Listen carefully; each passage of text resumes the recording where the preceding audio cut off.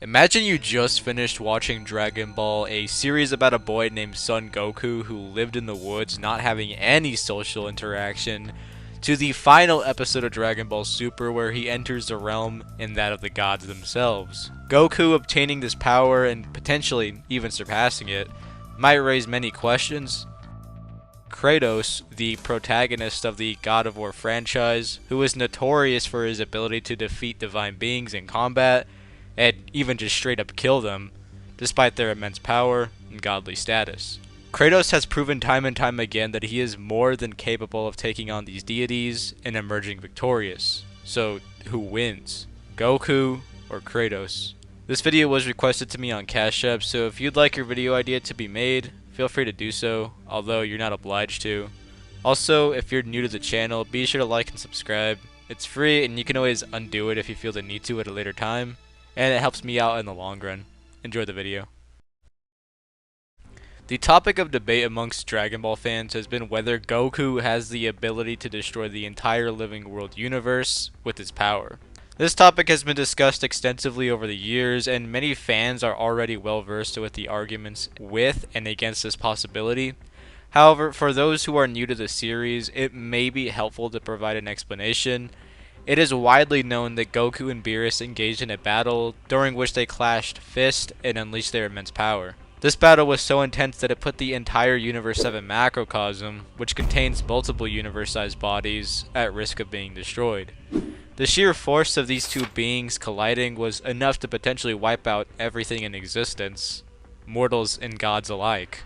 To truly grasp the power displayed on this feat, we first need to understand the complexity of a Dragon Ball universe, or more specifically, a Dragon Ball macrocosm.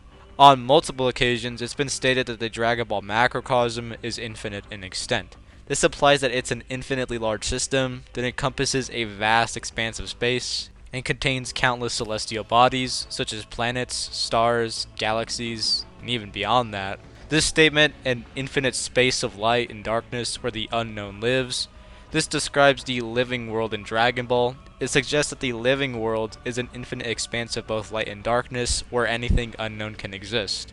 While some people argue that the Dragon Ball universe is not infinite, but rather infinitely expanding, due to this, it is important to distinguish between the concept of the universe and the living world. The universe in this context refers to the observable portions of the cosmos, which includes various planets, galaxies, and other celestial bodies.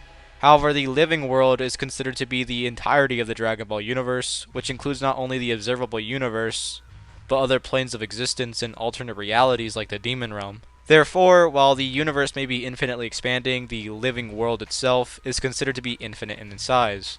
However, when Goku and Beerus clash, it's stated that mortals and gods alike will feel the consequences of these two clashing, meaning that it's not just the living world in danger, but actually the entire macrocosm, which holds not only the living realm, but also other infinitely sized bodies like heaven, hell, and the afterlife. To further support infinitely expanding universe but support infinitely living realm, this statement states that the infinitely expanded universe is determined mainly by the direction that each king manages, and the place managed by the king is supervised by the king of the world, and the gods of the north, south, east, and west manage the universe. Ultimately, the Great King God is supposed to oversee the entire thing, infinitely expanding in galaxy illuminations tens of thousands of light years, hundreds of millions of light years. Countless unknown aliens, monsters live beyond stars where light cannot reach. In the Dragon Ball franchise, it is mentioned that heaven has the same size as the living world. This suggests that the spiritual realm is infinite in size, just like the living world, making heaven's existence just as vast and limitless as the living world. This statement implies that in the Dragon Ball universe, hell is larger than heaven, and both of these realms are infinite in size. Because of hell being larger than two already infinitely sized bodies, it is a countable infinity, or an Aleph Null.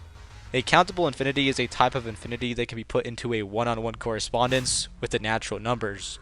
Aleph Null is the smallest infinity and represents the cardinality of the set of natural numbers, which is countable. This means that each element in the set can be assigned a unique natural number, and all the elements can be counted systematically. Although Goku's battle with Beerus was an incredible display of power, it pales in comparison to some of his later feats in Dragon Ball Super. As Goku becomes more familiar with his godly powers, he surpasses his previous limits by a significant margin. Even characters in Dragon Ball Z who were significantly weaker than Goku now, such as Buhan, was capable of tearing apart space using a technique called outside space, or an amped Weishaupt technique. This technique had the potential to crush the entire living world along with alternate dimensions. It's crazy how a character from the Buu saga, who was previously mopped by a simple Super Saiyan Potara fusion, could possess such immense power. However, this power still pales in comparison to Goku's power as a Super Saiyan God, as even a heavily suppressed Beerus was said to be too much for even a hypothetical full power Vegito, possibly even Super Saiyan 3 Vegito. And keep in mind, this is Beerus not even using a fraction of his power. At the bottom of the power scale, we witness Buu nonchalantly obliterating an entire galaxy in front of us, as confirmed by the Supreme Kai. Despite the possibility of destruction occurring over a span of 1,000 years, it would still result in billions of times the speed of light. This feat is even more impressive considering the vast size of a galaxy, which typically spans over 100,000 light years, and has an enormous volume. Even our current estimates of the Milky Way size are continually proven to be inadequate, and this level of power is still infinitely slower than feats that get reached in Dragon Ball Super, where you can genuinely argue things like infinite and immeasurable speed, depending on the way you view certain statements like during transcending time, or this feat of Granola being able to outperform instant transmission in terms of speed. To elevate Goku's speed to an infinite level, we can refer to a feat where he causes the entire world of Void to tremble with just his aura alone. The world of Void is described as an empty space of infinite nothingness, necessitating an infinite amount of energy to create any disturbance.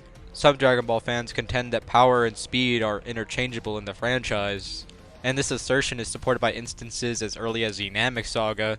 By applying this concept, it's plausible to suggest that Goku could attain an infinite speed. To truly understand the extent of Kratos' strength, we must delve into the origins of the God of War series, specifically the first two games.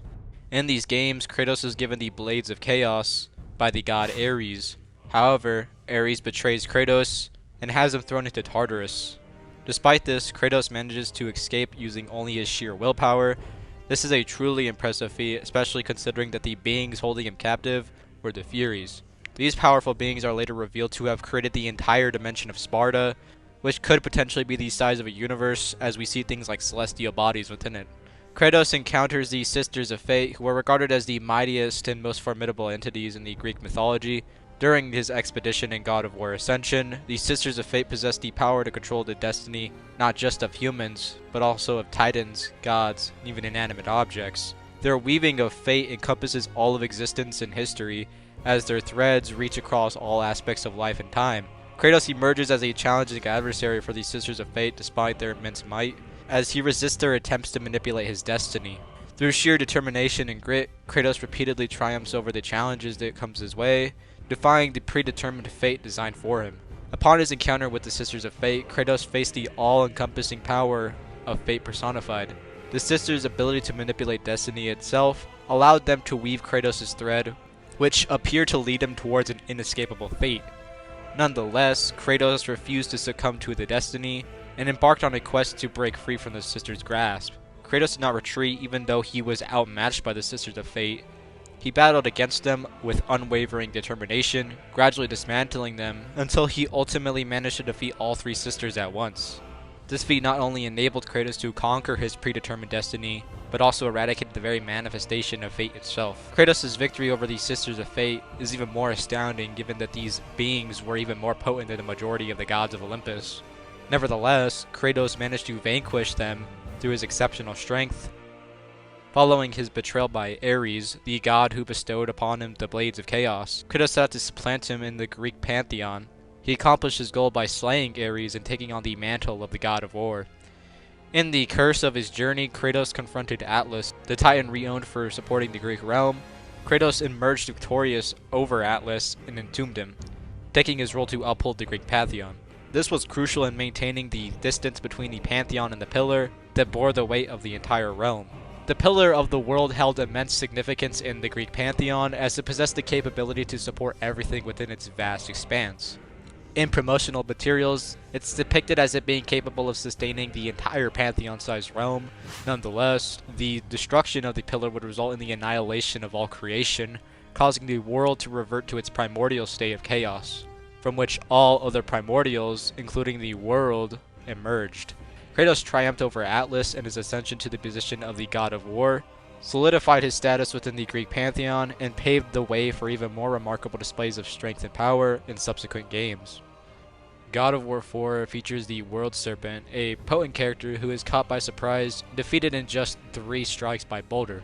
Although this is an impressive accomplishment, the World Serpent remains incredibly formidable, having been able to harm and divide the World Tree with Thor's assistance. Kratos confronts even a stronger Boulder who has assimilated the Leviathan AGS and the fire from the Blades of Chaos. Despite his increased might, Kratos emerges victorious over Boulder in their battle.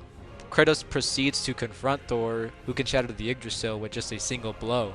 The Yggdrasil is known to surpass space and time, and is incredibly intricate, with each branch being more complex than the previous one. The concept of Divinceology arises from this, implying that Kratos is at least infinitely fifth-dimensional. This is owing to the fact that the Yggdrasil is said to be boundless and infinite, rendering it impossible to measure or grasp fully.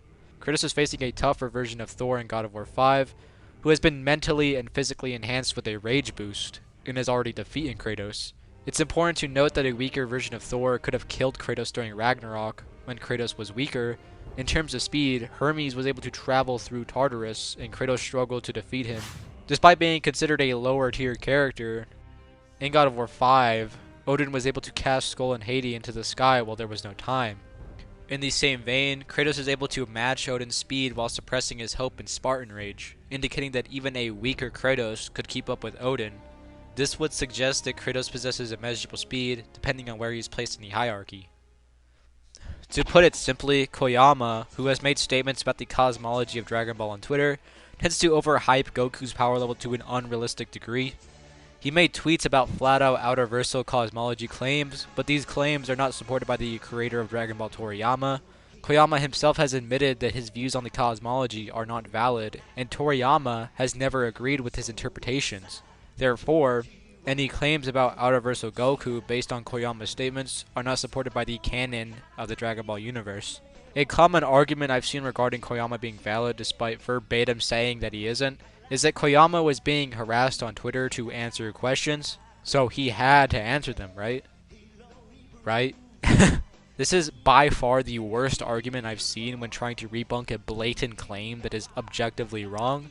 If you are not Koyama, then you are not the one who says whether he meant the claim that he isn't valid. Koyama himself is. This is something I see flowing around whenever I make a Goku-related video, where people will comment these absurd outer-versal wanks for Goku, but it's genuinely crazy how many people actually buy this, and maybe I'll cover the entire wankage meta in a future video, but for this, I thought I'd get the main argument out of the way. Based purely on power levels, Kratos is stronger than Goku in every way. Kratos has higher attack power and speed than Goku, making him a formidable opponent in combat. While it is plausible that Goku might have immeasurable speed, I personally think that Kratos' speed is more consistent and reliable in terms of scaling. However, I don't think it's completely impossible to scale Goku to infinite or immeasurable speed, and there may be some arguments to be made in that regard. Ultimately though, Kratos is a more powerful fighter than Goku when looking at straight scaling. Kratos literally decapitates Goku with Saitama's torn off limbs. Cry about it. Bye.